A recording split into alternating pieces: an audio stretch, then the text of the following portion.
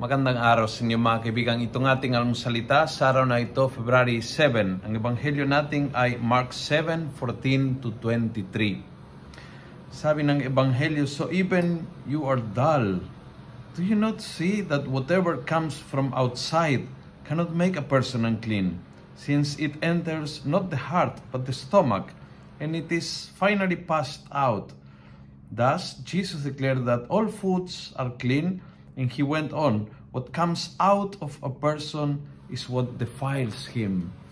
Malaking tulong ito at malaking kayamanan natin mga Kristiyano na naiintindihan na it's not a ritualistic getting impure dahil sa kumain ako ng baboy o kumain ako ng dugo o kumain ako ng ganito o uminom ako ng alak or whatever.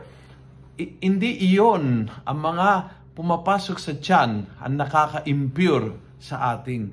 Kundi, ang lumalabas is what comes out of me.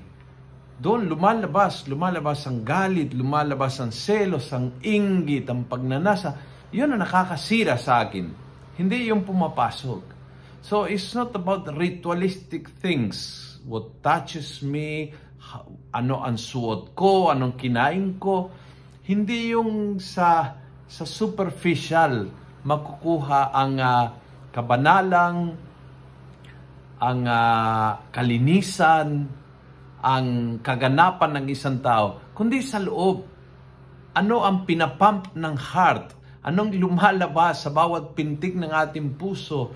May awa ako, matulungin ako, palakaibigan ako, marunong ako magpatawad, I know how to give second chances to people, I know how it feels to be stranger, so I try to be kind, extra kind sa mga strangers, etc., etc.